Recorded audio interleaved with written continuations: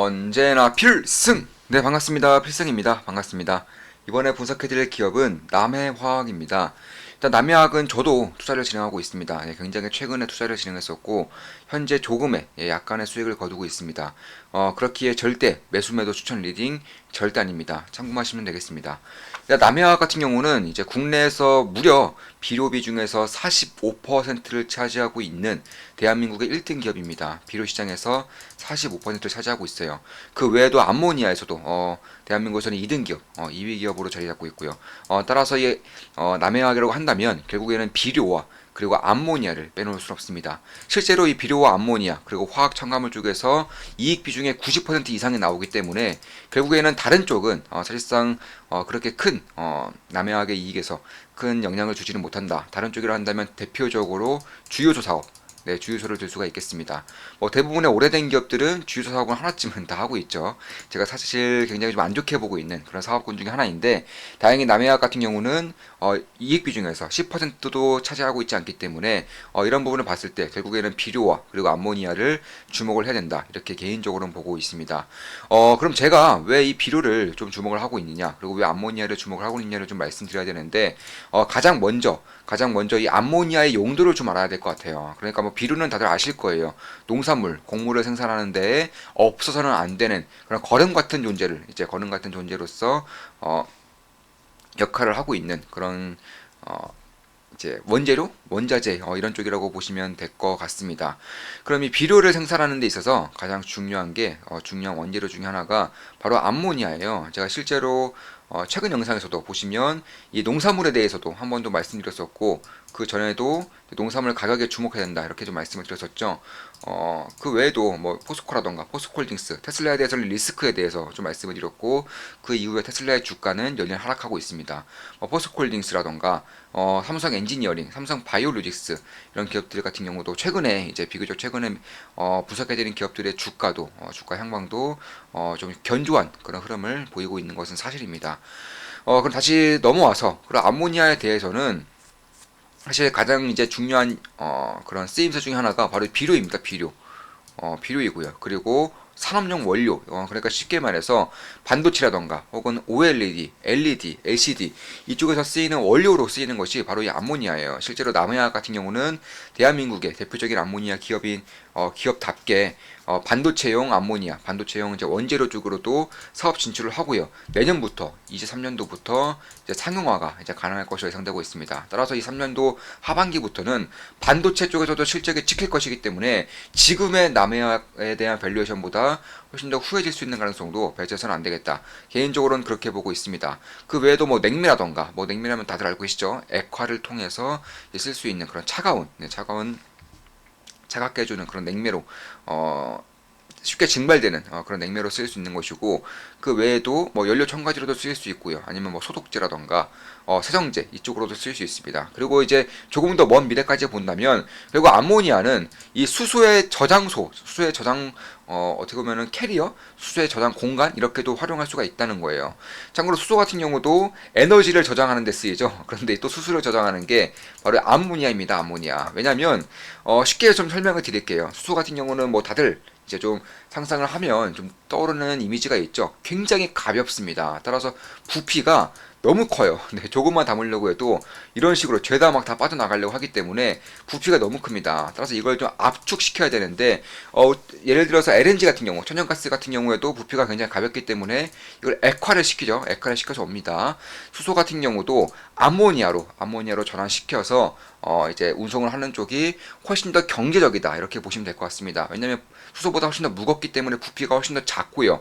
특히 수소 같은 경우는 액화시키기 위해서는 무려 영하 253도를 액화시켜야 돼요. 비용이 어마어마하게 들 것 같고 기술력에 대한 그런 경제력도 굉장히 좀 떨어질 수밖에 없다는 것을 알 수 있겠죠. 그런데 암모니아 같은 경우는 사실 이 실온에서도 액화가 가능하고요.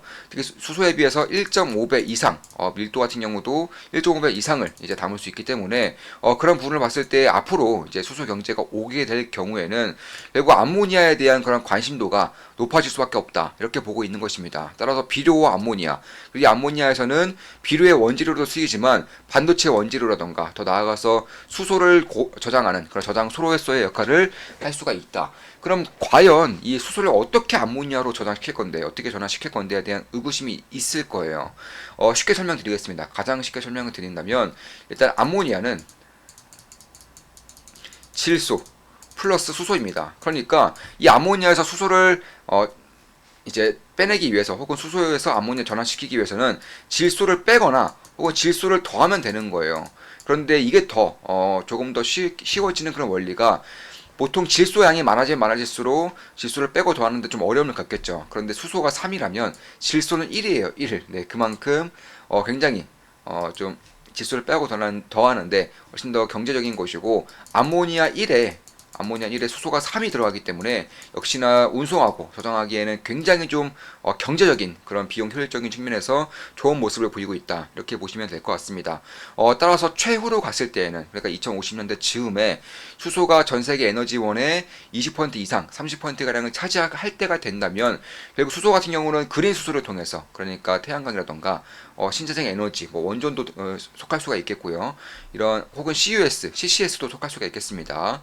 이쪽을 통해서 이제 그린 에너지를 통해서 이제 전력을 만들고 이걸 보관하기 위해서 수소로 전환시킨다면, 이 수소를 통해서 이제 암모니아로 전환시키는 거죠. 그러니까 전력에서는 이제 물을 통해서 수소를 빼내면 수소에서 질소를 더함으로써 암모니아로 전환시키고, 암모니아로 이제 수출을 한 다음에, 그러니까 판매를 한 다음에 다시 질소를 뺨으로써 다시 수소로 전환시키는, 그리고 바로 이제 사용할 수 있게 되는 그런 형태로 된다. 결국 이 에너지의 대전환이 이쪽을 향해서 지금 나아가고 있는 거예요. 따라서 수소 관련해서는 당연히 좀 관심을 가질 수밖에 없겠다.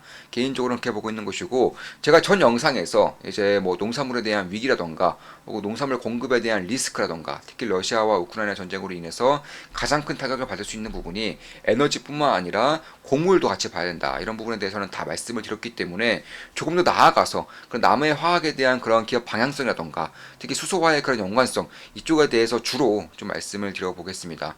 따라서 그런 것들을 봤을 때, 특히 암모니아 추진선도 이제 개발이 되고 있죠. 거의 다 이제 개발이 완료되고 있는 그런 시점이기 때문에, 그런 부분을 봤을 때에도 암모니아를 생산한다는 것 자체만으로도 어마어마한 실적 모멘텀, 성장에 대한 모멘텀이 될 수 있다는 점은 충분히 염두에 둘만 하다. 개인적으로는 그렇게 보고 있는 겁니다. 따라서 그런 것들을 봤을 때, 특히 매출 비중에서는 비료화학산업, 그러니까 비료라던가 암모니아의 매출 비중이 대략 한 60% 이상이지만, 결국 이익 비중단에서는 90% 이상이라는 점에서 이 비료와 암모니아를 같이 투자할 수 있는 기업이라는 점이 굉장히 투자자로서 매력적으로 다가올 수 있다. 물론 제 모든 영상은 매수매도 추천 리딩 절대 아닌 거 다들 알고 계시죠? 참고하시면 되겠습니다. 국내 비중 45%의 비료 회사이고, 특히 비료 기준으로 수출도 많이 하고 있어요. 수출 비중이 40%입니다. 전체 이익 비중에서는 20% 이상을 수출하고 있죠.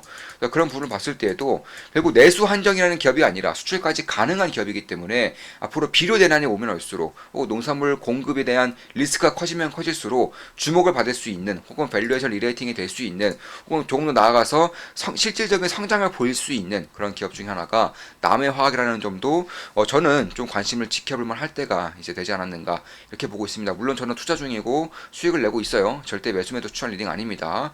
그런 것들을 봤을 때에도 결국에는 수출 비중이 40% 정도, 그리고 전체 비중에서 20% 이상을 차지한다는 것만으로도 충분한 메리트가 될 수 있다. 내년부터는 반도체 원재료로도 진출합니다. 왜냐 암모니아 자체가 반도체 원재료로 쓰이는 부분이 있기 때문에 그런 것인데, 이런 부분에 대해서도 저는 꽤나 좀 주목을 하고 있는 것은 사실이에요.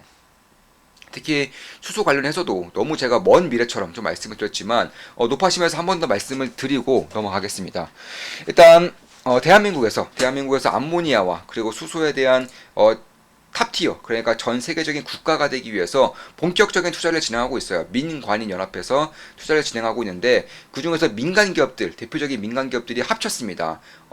서로 간에 협력을 하겠다고 밝혔습니다. 그런 기업들은 어느 기업이냐? 일단 삼성물산, 정확히 두산 에너빌리티, LG화학. 당연히 여기서는 이제 화학 쪽 혹은 이런 에너지 관련해서는 대한민국에서는 이제 더할 나위 없는 기업들이죠. 더해져서 남해화학, 여기에 남해화학이 꼈어요. 이렇게 이제 지금으로서는 가장 대표적인 4개 기업이 있는 것인데, 삼성물산에서 전체적인 틀을 잡으면 남해화학에서 암모니아를 생산하고요. 이에 생산된 암모니아를 두산 에너빌리티에서 청정수소로 전환시키는 역할을 합니다. 그리고 마지막으로 LG화학에서 청정수소를 상용화시키는데 또 이제 힘을 보태겠다고 밝히고 있는 만큼, 결국 남해화학에서 하고 있는 이 암모니아 생산 자체가 결국 미래로 가면 갈수록 수소 산업에 대한 관심도가 커지고 이쪽에 대한 상용화 가능성이 높아지면 높아질수록 기대감이 커질 수밖에 없다.